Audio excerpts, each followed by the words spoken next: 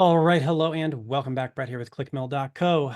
So in this video, I want to share a speech with you by, I believe, the 26th president of the United States, who is Teddy Roosevelt. He gave this speech in Paris in 1910, which was 4 years before World War I. So I'm not exactly sure the context, but definitely inspiring.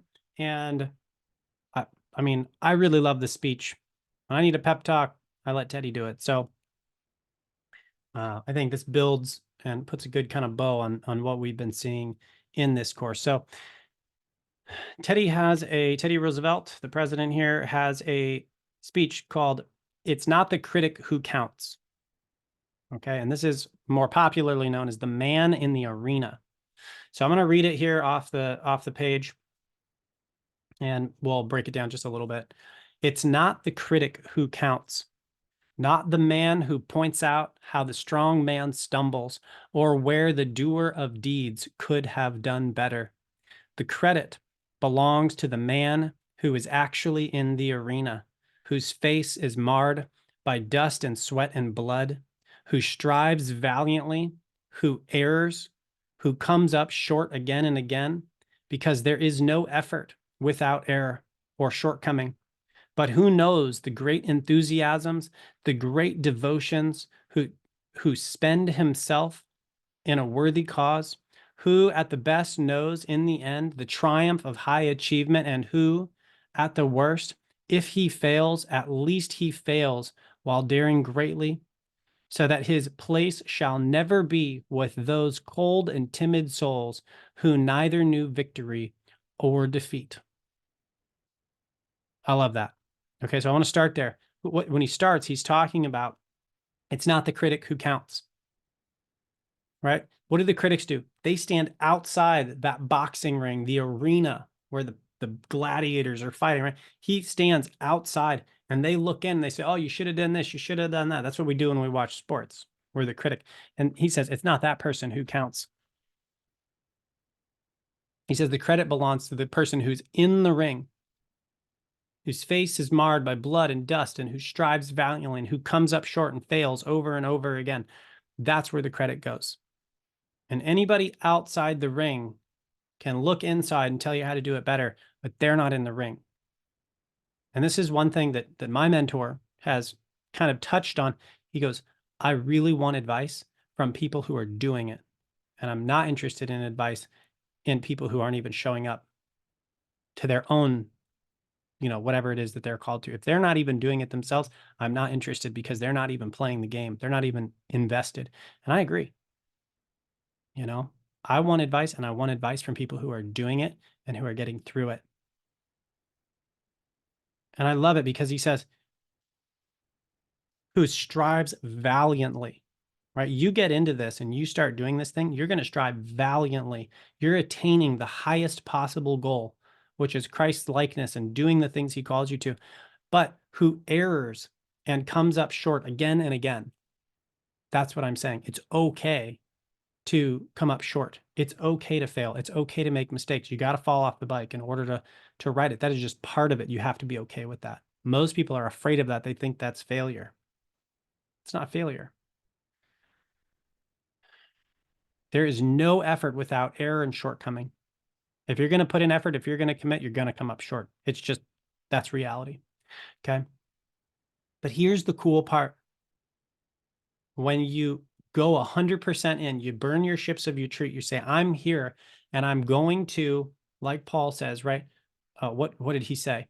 I'm going to show Christ glorified in my body, either in life or death. He goes, I will go down swinging. He says, the person who spends himself in a worthy cause, I'm reading from the quote again. Okay, well, you're going to get spent one way or the other because you got a limited amount of time. Why not at least get spent on a worthy cause? That's something you're passionate about, something you know the Lord is calling you to. Why would you get spent in any other way? That seems like a waste of time. Okay. So the person who gets spent on a worthy cause, at best, I'm summarizing a little bit, knows in the end the triumph of high achievement. If you commit and you go all in, you have the chance of knowing the triumph of high achievement. Okay, now we're talking about kingdom achievement, and you get the rewards when you get there. Great. Maybe in this life, maybe there is some reward in this life. Not that that's the point, but hey, you know the triumph. Okay. And at the worst, and this is where, right, that's the hope. What are we talking about? Hope for the best, plan for the worst. In the best knows the triumph of high achievement. And at the worst, if he fails, at least he fails while daring greatly. I don't have any problem with that. I would rather go 100% in and fail than not go in at all. And this is partly as a part of what I have seen in my life. I have seen some people that I care very closely. One gentleman in particular that I grew up with, who is, much older than me, but watching him, had aspiration, had ambition, knew he wanted to do something, and didn't get the courage up to do it. And he just worked the normal job and retired and never pursued the thing he knew he was called to do. So at least if I'm daring greatly, I will fail daring greatly. I would rather fail daring greatly than fail not even trying. If I've got to go, I mean, you talk about the people in the ring, boxing with Mike Tyson. What would I rather do if I have the capability of boxing on a professional level? Would I rather go down fighting the best in the world, or would I rather be sitting on my couch eating potato chips and watching someone else go down? I'd rather be the guy going down, because at least I could say I dared greatly. I love that. So, coming back to it, so that his place shall never be with those cold and timid souls who knew neither victory nor defeat. This is very parallel to the Bible. What does Jesus say? Be hot or be cold, but don't be in the middle. Don't be lukewarm. I will spit you out of my mouth. Right? Fail or win, just go all in. Just go for it. Because what he doesn't want to be here is one of the people who's so apathetic that they didn't even try. And we see this in the Bible too. The parable of the talents. He gives the one talent to the man with one talent, I guess, and then 3 talents and 5 talents. And the 1 talent man hid it in the ground. This is 20 years of wages, by the way. So it's a lot of money. He hid his talent in the ground.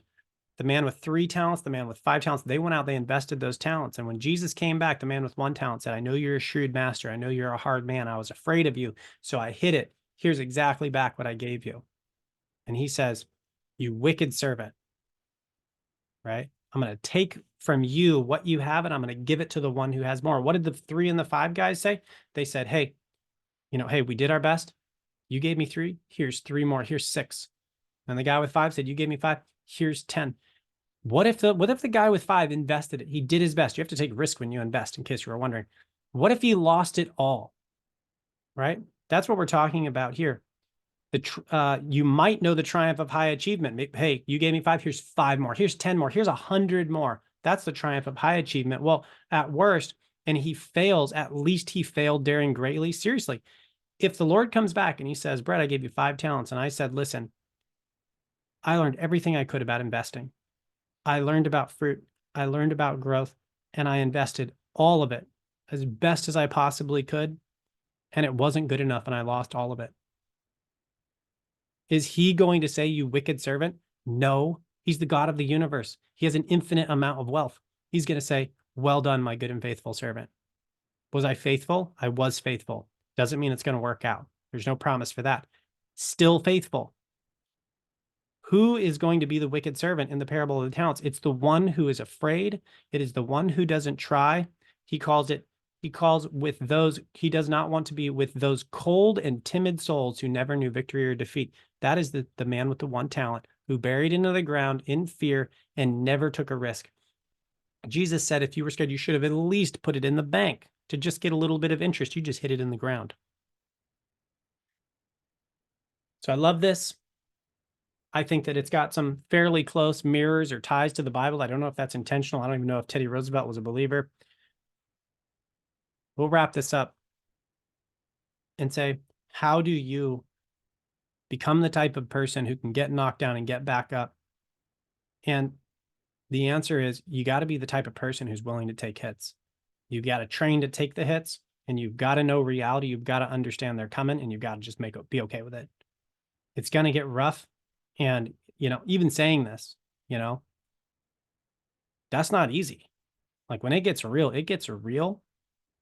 Woke up this morning, find out, hey, $2,300 a month, that's not coming in anymore. Like we're fine. But also it's like, oh my gosh, the world's end. You're like, that's always your immediate reaction, no matter how much you do this stuff. No matter that's why you have to train it. You have to live it. You have to you got to really be serious, because the enemy wants to knock you out, and he is going to do everything he can to take you by surprise and hit you hard enough that, you're going to give up. You only fail when you quit. And that is exactly what the enemy wants you to do, because as soon as you quit, you will never have an impact on anybody else in your life. So with that, we live to our full potential. The way Teddy Roosevelt says it is by daring greatly. And in this life, you might have the triumph of high achievement, and also you might have the worst of failures, because you were in it 100% and you still went down in flames. And good for you if you do. Good for me if I do. I don't have any shame, right? Talking about Paul saying, I don't want to have any shame when I show up.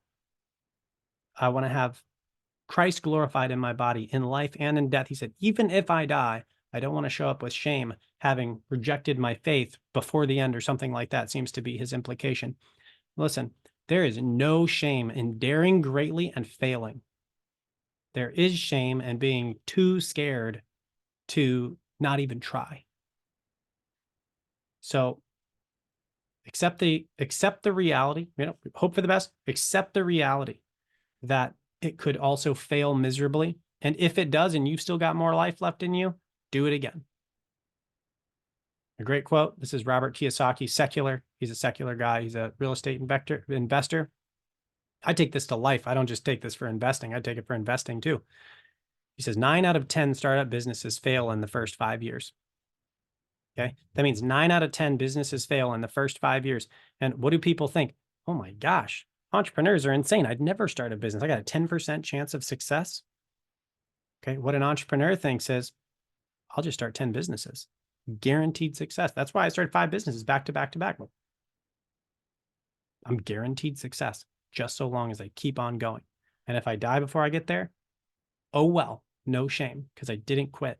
If that's the thing I feel God's calling me to, no shame. And this is the same thing in life. If God is calling you to do whatever it is he's calling you to do, and you fail miserably, despite, what does Teddy Roosevelt say? I'm looking at a valiant effort. What is it? Is that what he said? Despite daring greatly, and I think valiant effort, I'm missing it. And you go down hard, get up and do it again. And what happens when you go down hard? Because they stone you and they throw you out of the city like Paul, you get back up and you do it again. And you know what? When the end comes, you're essentially guaranteed success and victory, because you're going to meet Jesus. And whether or not you produced fruit, which it's very hard not to with this type of lifestyle, at some point, you're going to accidentally, even if you stink at it, you're going to accidentally produce good fruit. And of course, you build skill and you get better and better. So the likelihood is very low that you don't produce good fruit living like this. This is just the mindset that you have when you're a fruit producer. Even if you don't, in the worst case scenario, you're going to show up and God is still going to say, well done, my good and faithful servant. Come on in. I got some cool stuff to show you.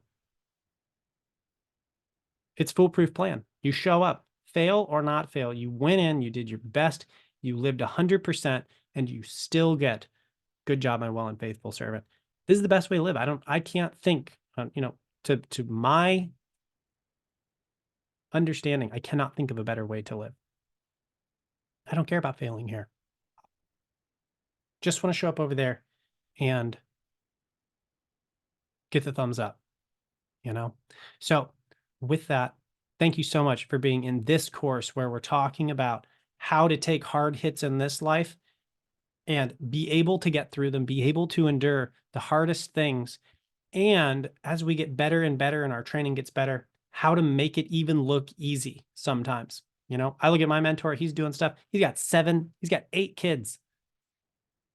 And he runs a giant marketing firm. And he's got all this stuff and he's doing all of it in this biblical, godly way. And he makes it look easy, man. I've got 2 kids and I'm like, you're kidding me. Yeah. How do you even do that? He's on a different level. So that's what we want to be. You can grow. You can get stronger. You can live valiantly. You can dare greatly. And, you know, so be it if you go down in flames. Good for you. So with that, thanks so much for being with me in this course. Let me know in the comments. Is this encouraging? Is this inspiring? You know, is this new way of thinking? Have you heard this before in the church? Are you familiar with this? I'd love to hear more about your thoughts. Let me know in the comments. Thanks so much for being here. God bless.